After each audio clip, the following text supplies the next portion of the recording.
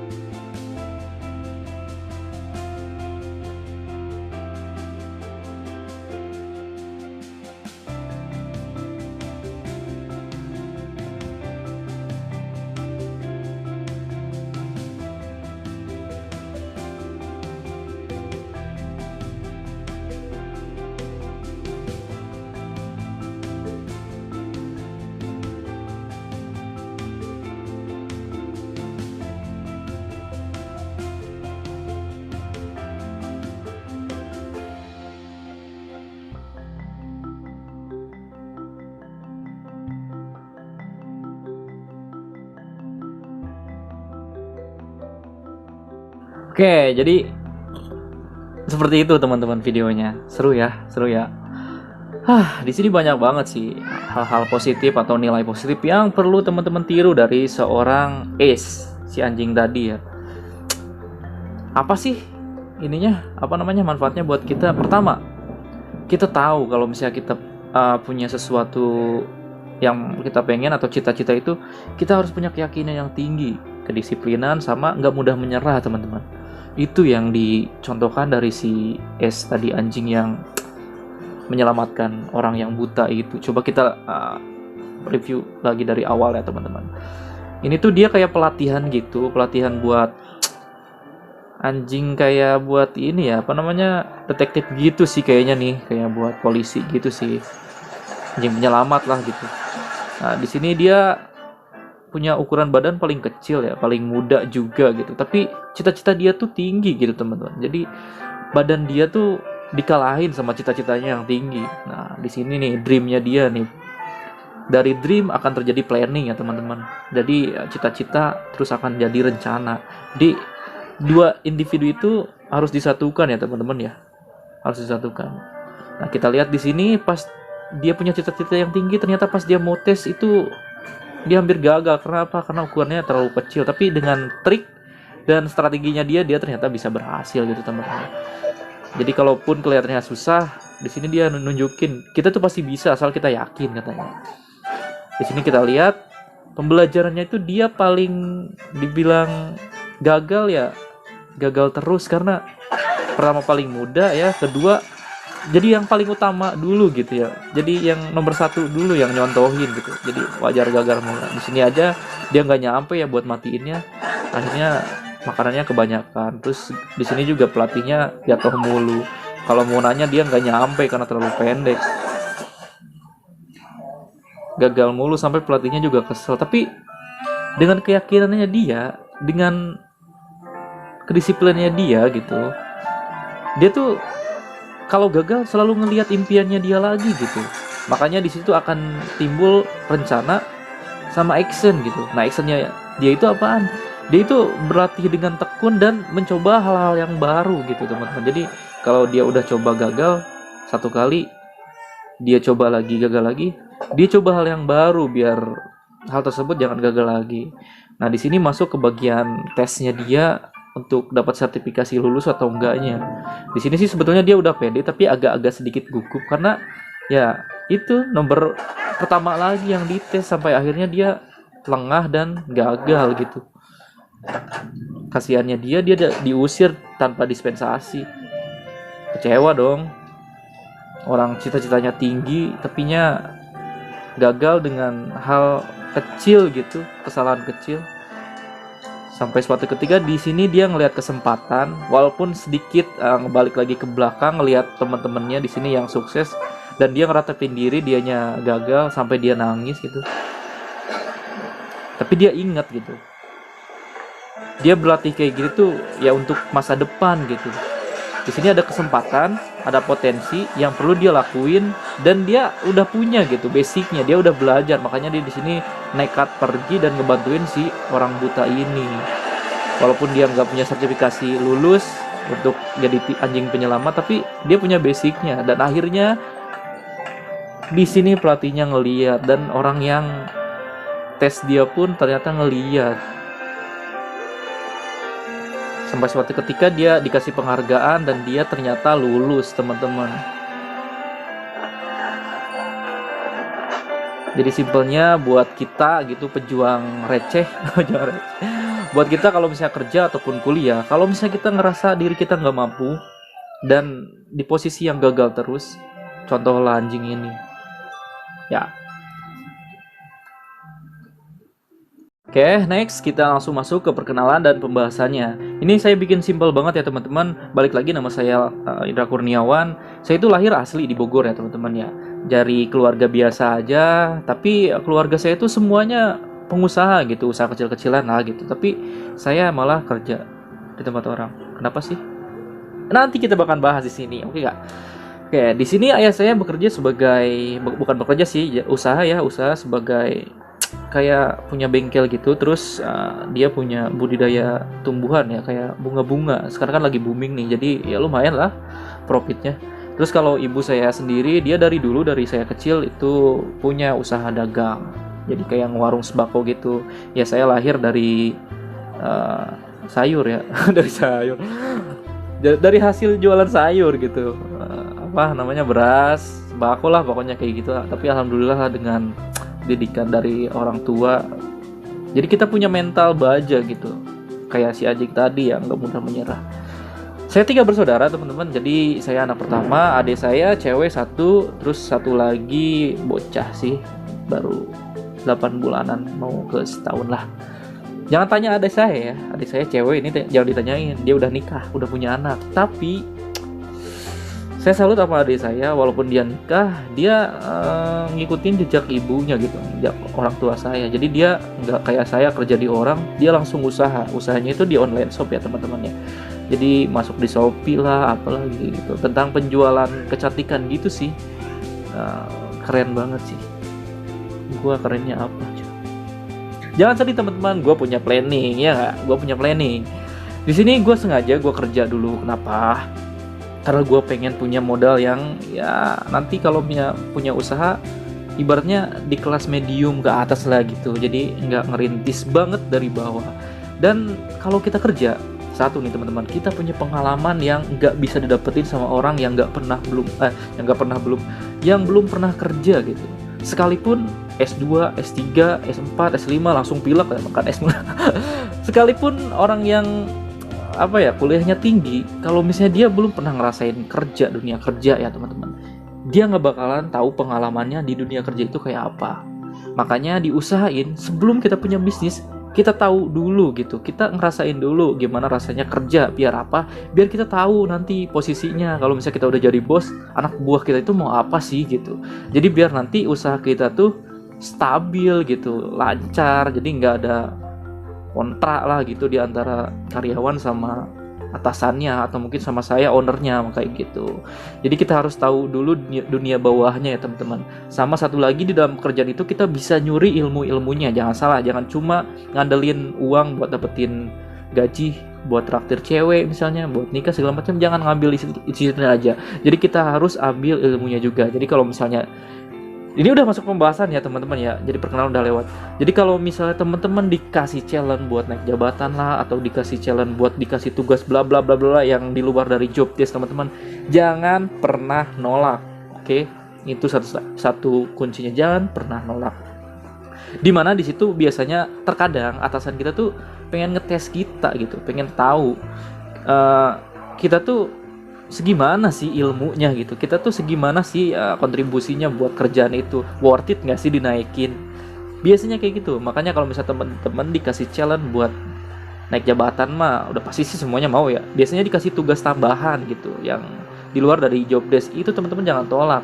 Kalaupun teman-teman di sini agak berat, satu hal yang perlu teman-teman ingat yang tadi saya bilang ya, ambil ilmunya. Kalau misalnya teman-teman nggak tahu harus ngerjain kayak gimana, terus teman-teman disuruh ngerjain bla bla bla bla yang teman-teman nggak bisa, teman-teman tanya dulu sama orang yang nyuruhnya gimana caranya, gimana yang bagus, gimana yang benar gitu. Dengan kayak gitu teman-teman nanti bisa tahu ilmunya. Jadi suatu saat kalaupun teman-teman nggak berjodoh dengan kerjaan tersebut, pindah di tempat lain, upgrade teman-teman, bukan downgrade.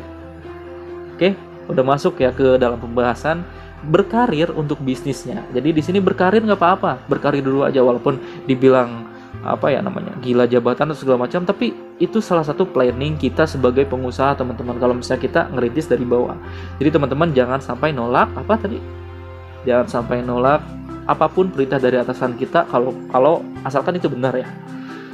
Di sini kelewat tadi pengalaman kerja saya di 2012 sampai 2015 itu masuk di asuransi ya teman-teman ya. Jadi kayak penawaran insuran gitu, masuk pertama di Signa sama CAR.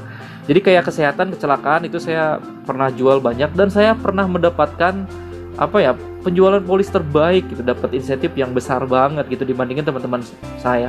Tapi ada lagi yang paling wow, saya sempat nganggur waktu pas keluar dari asuransi itu 2015-an, dan sejujurnya di 2014 tuh saya udah pernah masuk kuliah ya, ilmu komputer. Kerja gagal, kuliah juga gagal.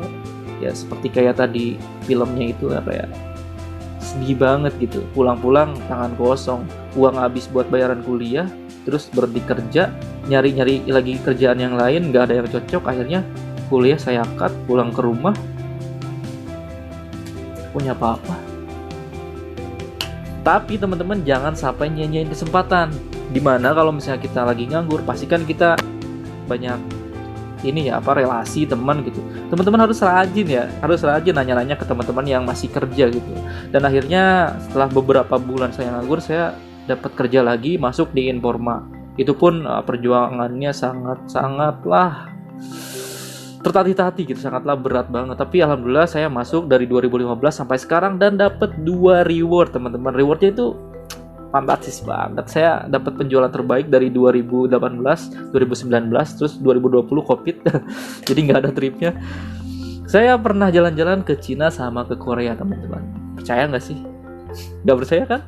Ini saya bikin percaya teman-teman. Let's go, lihat videonya.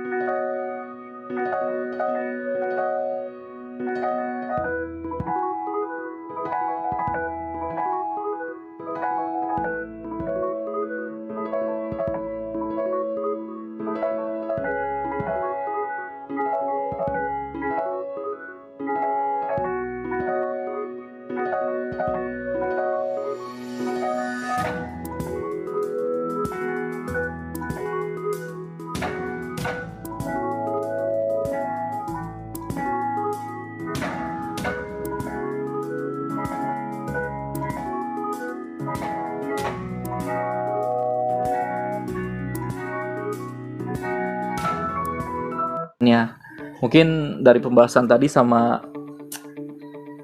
videonya yang barusan, teman-teman bisa ngambil kesimpulannya ya teman-teman. Gue bukan pamer di sini, tapi gue ngeliatin sama teman-teman, kalau misalnya kita punya cita-cita tinggi, itu kita harus punya planning. Kalau kita udah punya planning, teman-teman harus action. Kalau kita action ternyata gagal, jangan pernah menyerah teman-teman. Kalau misalnya teman-teman udah balik lagi nih, udah bangkit lagi, teman-teman harus coba hal-hal yang baru, trik yang baru. Jangan trik itu lagi dicoba lagi, gagal terus. Ya, terakhir itu kita serahkan sama Allah Subhanahu wa taala. Jadi kita berdoa. Makanya di sini gua kasih tentang planning, gua kasih 15%, actionnya 25%, konsistensi itu ya, disiplinnya tuh yang kayak bisa kita udah gagal, kita harus coba lagi terus, jangan sampai kita gagal terpuruk udah nyerah gitu. Itu konsistensi itu harus benar-benar tinggi banget teman-teman di diri kita ya. Terus yang terakhir doanya 10% aja kalau bagi saya sih. Itu udah cukup, karena kalau kita doa terus, kita nggak action, nggak ada planning, nggak punya konsisten, itu sama aja bohong. Makanya kita ngelakuin ikhtiar itu semaksimal mungkin. Doa juga sebetulnya harus semaksimal mungkin, tapi ya minimal cukup lah gitu. Jadi jangan sampai teman-teman udah ikhtiar, udah usaha, tapi doanya nggak ada. 10% aja cukup. Seperti itu ya teman-teman ya. Cepet banget ya waktu ya. Kita langsung masuk ke kesimpulannya teman-teman ya. Dari yang tadi saya jelaskan, dari video yang saya kasih buat teman-teman, dari motivasi sama video saya tentang jalan-jalan ke luar negeri ya, dari ribut pekerjaan saya, itu banyak triknya ya teman-teman ya. Di sini pertama itu yang teman-teman harus ketahui, kita harus bersyukur. Pertama harus bersyukur teman-teman. Kenapa harus bersyukur? Saya lahir di keluarga yang biasa aja. Keluarga saya semuanya nggak ada yang kerja, mungkin kayak orang tua teman-teman ada yang PNS, mungkinnya ada yang ya punya jabatan tinggi lah gitu di dunia kerja. Cuma kalau saya tuh lahir dari orang yang jualan sayur gitu teman-teman ya. Tapi saya nggak minder gitu. Saya malah dengan kayak gitu bisa belajar banyak dari orang tua saya. Berjuang itu nggak mudah, tapi kalau kita berjuang dengan keyakinan itu bisa bikin diri kita maju teman-teman. Jadi biasanya kan orang-orang yang orang-orang kaya lah contoh ya. Biasanya kalau dikasih cobaan dikit aja gitu, gagal sedikit aja, udahlah nyerah gitu. Nah, gue nih punya mental baja. Nah, itu yang perlu teman-teman ketahui. Mental tuh harus kuat banget. Makanya di sini harus bersyukur apapun yang kalian punya ya. Orang tua kalian misalnya nggak bisa apa-apa gitu, dalam artian mungkin ya kerjaannya cuma bisa buat makan doang, nggak bisa ngebagian teman-teman, nggak bisa belanja teman-teman yang teman-teman mau gitu. Ya jangan sedih. Kita bisa usaha sendiri dengan kayak gitu tuh. Jadi kita bisa belajar gimana caranya merih ya, kalau kata Sundanya tuh berusaha keras gitu, kayak gitu. Yang keduanya itu udah dijelasin juga sama si S tadi tuh, yang anjing pinter itu. Pinter melihat peluang, teman-teman ya. Jadi selain teman-teman harus bersyukur dengan keadaan, teman-teman juga harus pinter nyari peluang. Kalau saya tadi kan udah saya kerja, terus resign, kuliah juga keluar, saya nganggur, ada peluang sedikit, saya tekunin walaupun itu di Jakarta lagi, balik lagi. Sebenarnya dalam hati saya nggak mau lagi ke Jakarta, capek gitu, ngekos mulu, ngerantau mulu di kota orang gitu. Tapi bagi saya itu ternyata jadi celah untuk maju ke depannya gitu. Makanya saya bisa sampai kayak gini karena saya nggak nyanyain kesempatan. Jadi teman-teman tuh harus pintar melihat peluang ya teman-teman. Oke, untuk yang ketiganya itu harus belajar dari kegagalan ya. Jadi teman-teman itu kalau gagal ya pokoknya tadi udah dijelasin semua, harus bangkit lagi. Untuk yang keempatnya, berani mencoba hal yang baru. Tadi udah gua jelasin kalau misalnya teman-teman gagal ngelakuin hal-hal yang sama, itu nggak bakalan baik. Jadi teman-teman itu harus ngelakuin hal baru terus, jangan seperti lalat. Pernah dengar cerita lalat nggak nih? Jadi ada lalat yang masuk ke ruangan. Biasanya si lalat itu dia ngelihat kayak apa ya, kalau ada kaca tuh kayak pantulan cahaya terang aja gitu, kayak ke lampu gitu. Biasanya dia nyamperin kayak gitu. Padahal itu jalan buntu ya, padahal jalannya itu ada di belakangnya tuh, ada lorong, tapi dia ke situ mulu gitu. Dia nggak mau nyari jalan baru, sampai akhirnya dia kelaparan karena mau keluar nggak bisa di kaca gitu, akhirnya dia mati. Nah, kita jangan seperti lalat ya teman-teman ya. Lalat itu dia hanya ngelihat aja gitu, tapi dia nggak bisa melakukan hal yang baru. Ngelihat, oh jalannya ke situ, wah di situ nggak bisa, dia nggak mencoba hal yang baru, terus aja kayak gitu sampai akhirnya mayot. Oke, yang kelima itu jangan gampang nyerah teman-teman. Jadi kita harus pantang menyerah. Ini udah gue jelasin dari tadi ya, kita harus punya mental baja. Itu ya simple aja sih. Jangan pantang menyerah, jangan cepat menyerah. Jadi kita harus pantang menyerah. Oke, yang kelima itu adalah doa teman-teman. Doa itu akan gampang banget dijabah gitu. Kalau misalnya itu langsung dari restu orang tua. Jadi tindakan apapun yang teman-teman lakukan itu harus dari doa restu orang tua. Sedikit balik lagi flashback ke bagian gue kerja di Jakarta dan gue kuliah di UBK waktu itu di Jakarta, masuk di lupa ya, di ilmu komputer. Astagfirullah. Saya masuk udah semester 4. Dan waktu itu sebetulnya orang tua saya nggak izinin. Bilangnya apa? Orang tua saya bilang, kerja di Jakarta ngapain uangnya dihabisin buat kuliah katanya.